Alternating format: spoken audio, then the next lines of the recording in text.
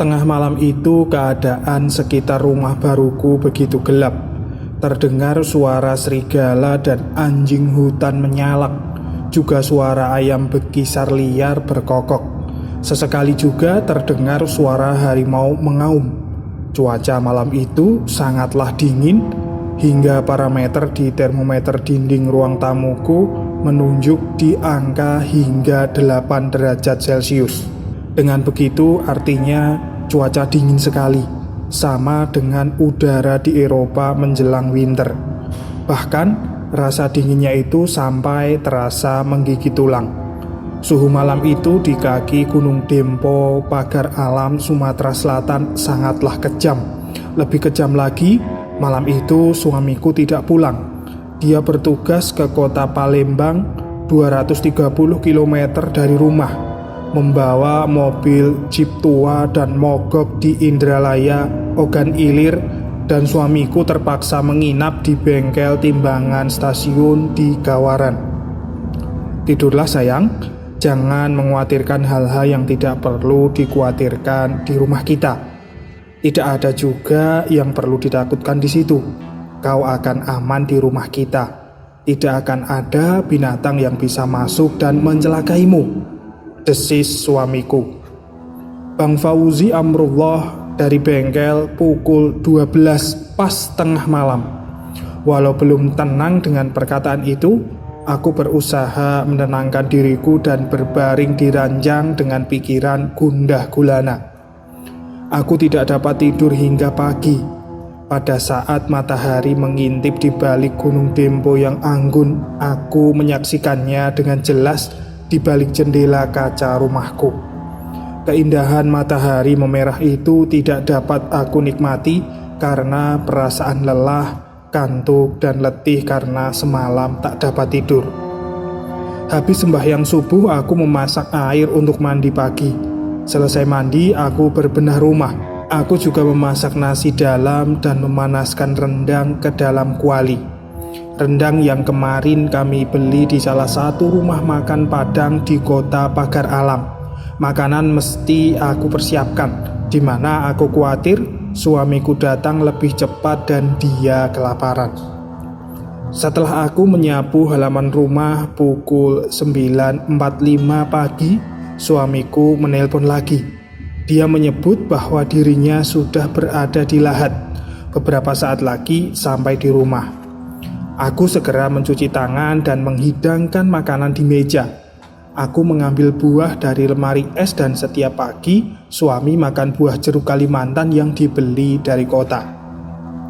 Dari kejauhan aku mendengar suara deru mobil.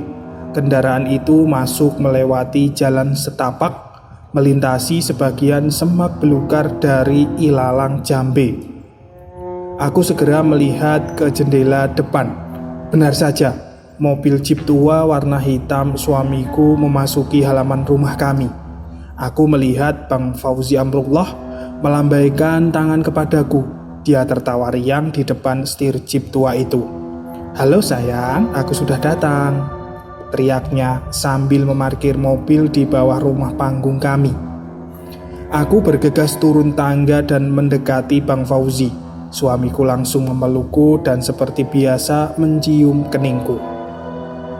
"Tidak apa-apa kan di rumah sendirian?" tanyanya sambil mengambil bungkusan di jok kiri setirnya. Sebuah bungkusan plastik warna putih yang isinya beberapa kaos kasual untukku.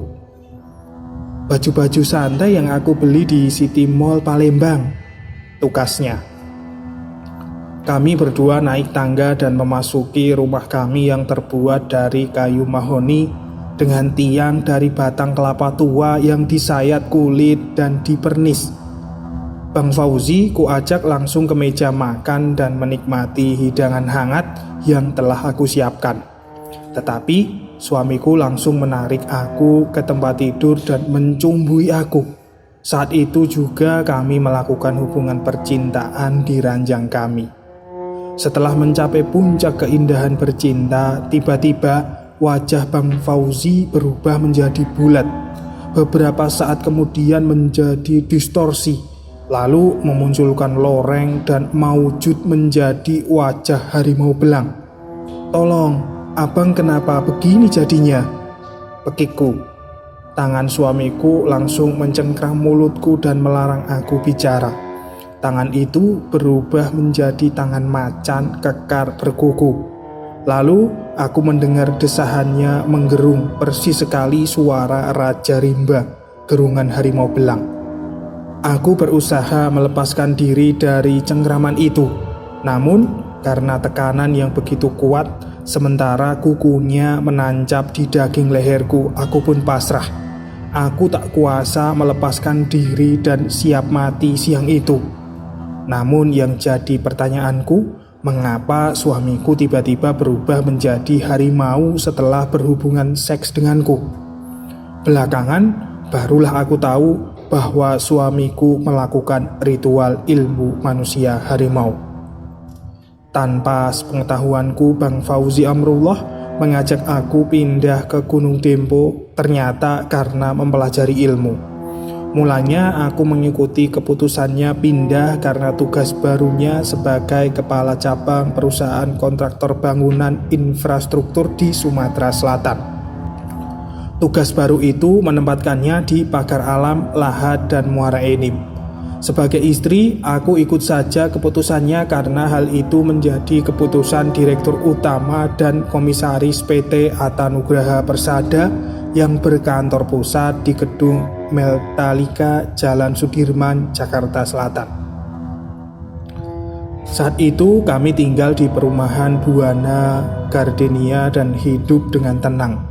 Rumah kami cukup longgar, bagus, dan memiliki 2 mobil. Satu Jeep tua yang biasa digunakan suamiku, yang satu lagi Honda Jazz sedang yang biasa aku gunakan untuk bepergian. Walau kehidupan kami berkecukupan, namun ada yang kurang dalam perkawinan kami.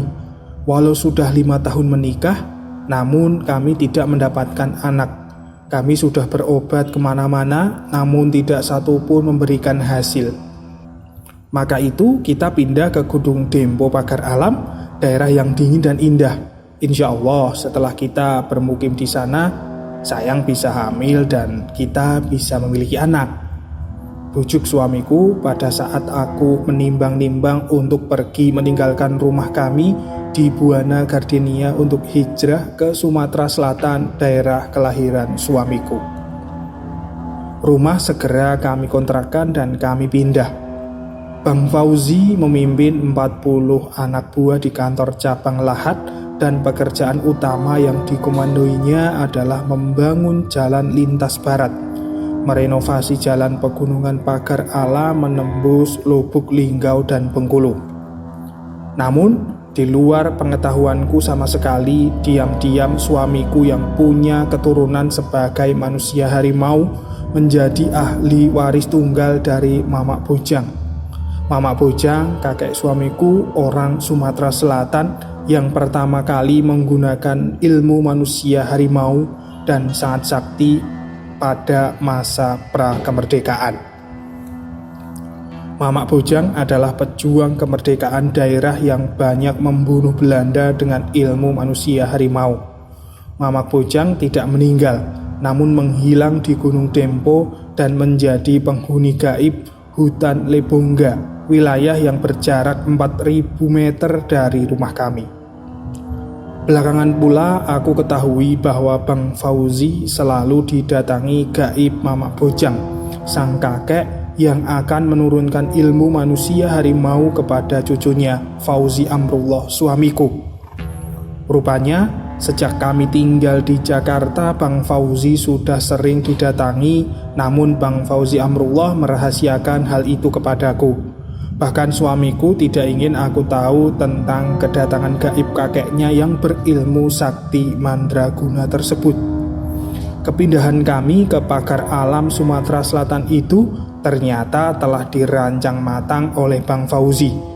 Dia yang meminta kepada pimpinan untuk memegang wilayah Lahad itu.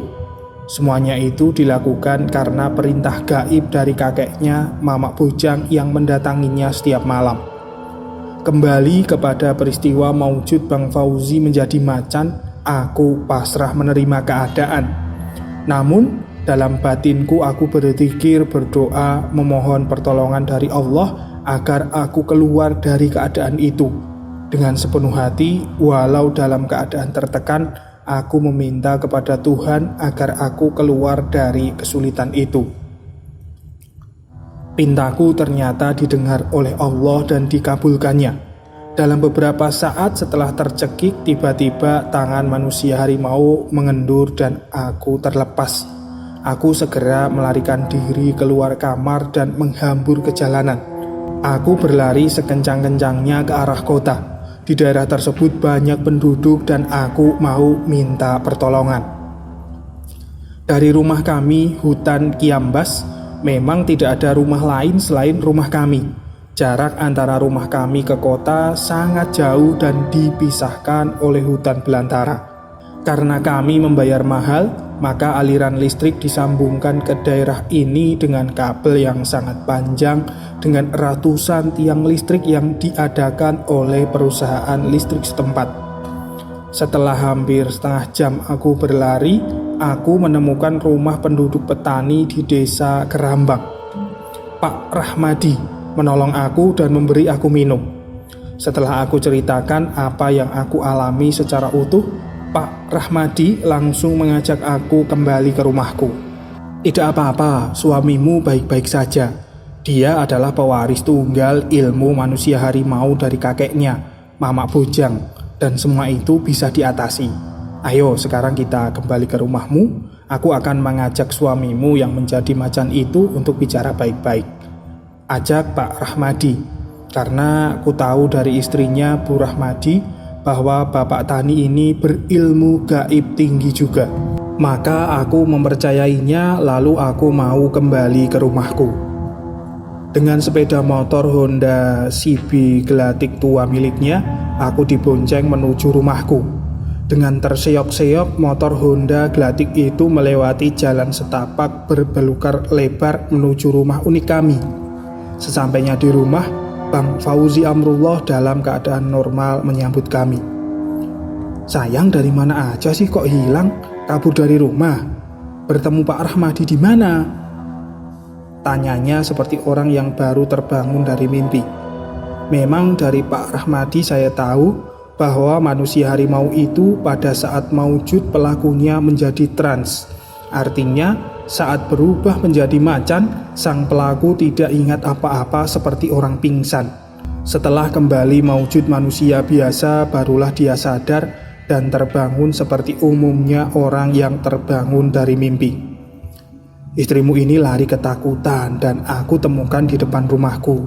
Kasihan dia, terengah-engah kelelahan, berlari sepanjang 3 km ke kampung kami.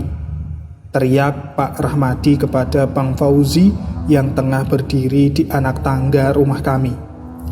Terima kasih banyak nih Pak Rahmadi sudah mengantarkan istriku. Terima kasih telah merepotkan Pak Rahmadi. Ucap suamiku enteng seperti tidak pernah terjadi apa-apa. Dari Pak Rahmadi pula aku mendapatkan strategi menghadapi suami pemegang ilmu manusia harimau. Katanya pada saat suami berubah wujud langsung disiram air garam ke mukanya. Air garam akan menggagalkan manusia yang akan mengganti wujudnya sebagai manusia harimau. Sebelum berhubungan intim, kata Pak Rahmadi pula, suamiku diminumkan air kunyit dan asam jawa. Tambah sedikit garam dan cabai rawit 2 siung. Dengan ramuan itu, setelah suami mencapai puncak orgasme, dia tidak akan berubah wujud, tidak akan menjadi manusia harimau. Sebab jika tidak, setiap kali klimaks, pria pemegang ilmu manusia harimau akan mengaum. Maaf, ini kita bicara orang dewasa, Bu. Tapi begitulah manusia harimau. Jangan takut dan jangan pula cemas. Siapkan saja di kulkas air kunyit tadi ya, kata Pak Rahmadi saat aku berada di rumahnya. Tapi kenapa baru ini saja Pak suamiku berubah saat dia mencapai puncak? Tanyaku malu-malu. Selama ini ilmu manusia harimau dari kakeknya belum masuk kepadanya. Begitu sudah masuk dan ilmu itu sudah matang mendalam, barulah dia berubah saat dia klimaks, ujar Pak Rahmadi serius. Arkian masuknya ilmu kakeknya Mamak Bojang itu ternyata terjadi saat aku ditinggalkan Bang Fauzi ke Palembang. Di tengah jalan melintasi Bukit Muara Enim, kakeknya datang masuk ke jeep tua dan merasuk ke dalam tubuh Bang Fauzi. Pada saat dia trans, yang terjadi adalah ruh gaib Mamak Bojang yang pelaku manusia harimau. Karena dia belum melakukan hubungan intim dan klimaks, maka dia belum menjadi manusia harimau, masih menjadi dirinya sendiri, ungkap Pak Rahmadi. Begitu melakukan hubungan intim dan orgasme, barulah wujud manusia harimau itu datang. Maka dari itu harus disiapkan air kunyit sebelum hubungan, sehingga dia tidak akan berubah wujud dan tidak trans sebagai makhluk gaib, terang Pak Rahmadi. Pada saat dia sadar, aku memutuskan untuk kembali ke Jakarta. Kukatakan, aku tidak mau lagi tinggal di kaki Gunung Dempo itu dan ingin bekerja lagi di Jakarta dan menempati rumah di Buana Gardenia. Karena aku berkeras, akhirnya Bang Fauzi menuruti keinginanku. Dia mengirim surat ke kantor pusat dan minta pindah kerja lagi ke Jakarta. Untunglah pihak pimpinan memahami dan menariknya kembali ke kantor Metallica Building, Jalan Sudirman, Jakarta dan kembali ke ibu kota. Rumah kami di kaki Gunung Dempo kami serahkan kepada Pak Rahmadi dan rumah itu ditempati oleh mantu petani itu. Sedangkan rumah kami di Buana Gardenia yang dikontrak oleh orang Minang pedagang tas, kami kembalikan uangnya utuh dan dia kami tempatkan di kontrakan baru sebelah rumah kami, rumah Pak Anwar Fuadi yang kosong. Kini, alhamdulillah, aku hidup tenang bersama suamiku Bang Fauzi Amrullah di ibu kota. Aku kembali bekerja di Advertising Fortuna dan membeli kendaraan baru minibus Xenia untuk aku bekerja. Sementara Bang Fauzi tetap memakai mobil lama, jeep tua kesukaannya, jeep yang sudah seperti keramat baginya. Sedangkan Honda Jazzku telah lama aku jual, yaitu tatkala mau pindah hijrah ke Sumatera Selatan. Apa yang disarankan Pak Rahmadi ternyata benar adanya. Air kunyit, garam, asam jawa, dan cabai rawit mampu menahan Bang Fauzi untuk beralih wujud sebagai macan. Walau 10 kali sekali dia klimaks, dia tak akan berubah menjadi harimau, asalkan sebelumnya aku cekoki dengan air kunyit yang selalu tersedia di dalam lemari pendinginku. Namun di luar dugaan, belakangan aku positif hamil.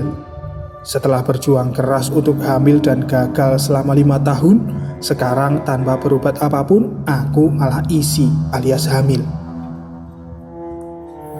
Tepat tanggal 1 Januari pukul 11.45 malam, aku melahirkan anak laki-laki. Anak itu aku beri nama Rahmadi. Bang Fauzi Amrullah sangat setuju nama itu. Tujuan kami adalah untuk mengenang petani di kaki Gunung Dempo Pak Rahmadi yang sakti mandraguna. Kini Pak Rahmadi menghilang ke alam gaib. Beliau tidak meninggal, tidak juga hidup. Pak Rahmadi muksa dan sering datang ke rumah kami di Buana Gardenia tepat pukul 9 malam. Wujudnya jika datang mirip seekor burung elang. Dia terbang mengelilingi rumah kami lalu hinggap di genteng dan turun ke halaman kami, berubah wujud menjadi Pak Rahmadi yang utuh. Sementara itu, suamiku jika aku mau melihat sosoknya sebagai manusia harimau, yaitu melakukan hubungan seks tanpa diminumkan dengan air kunyit. Jika tidak aku minumkan air kunyit, maka saat dia klimaks, dia berubah wujud menjadi macan yang sangat menyeramkan. Dan macan itu, jika aku mau, aku bisa perintahkan membunuh atau merampok bank. Tetapi karena aturan agamaku melarang, maka sampai kapanpun aku tidak akan menyalahgunakan ilmu keturunan Mamak Bojang itu. Artinya, aku tak akan mau menjadikan suamiku yang siluman harimau sebagai alat untuk menumpuk kekayaan. Alhamdulillah, kami hidup damai, tentram, dan bahagia. Apalagi setelah hadir Rahmadi kecilku yang ganteng, yang juga disebut gaib Pak Rahmadi sebagai ahli waris tunggal manusia harimau dari suamiku. Kau tidak bisa menolak, nanti jika suamimu wafat, maka pewaris tunggal yang meneruskan ilmu itu adalah anakmu Rahmadi. Mau tidak mau, kau harus siap mental menghadapi kenyataan ini. Kata sebagian orang musibah, tapi syukurilah bahwa itu berkah. Karena tidak semua orang dapat menjadi manusia harimau. Ilmu itu sudah menjadi langka dan anakmu akan mendapatkan warisan tunggal itu dan akan memimpin terah manusia harimau di Sumatera Selatan. Lirih Pak Rahmadi saat hadir sebagai gaib di rumah kami saat malam ulang tahun anakku tanggal 1 Januari yang lalu. Duh Gusti, benarkah ini berkah? Ataukah dengan warisan manusia harimau ke anakku itu sebagai musibah? Entahlah. Hanya aku berserah diri saja kepada Tuhanku, Allah Azza wa Jalla. Kisah ini dialami oleh Nyonya Fauzi Amrullah.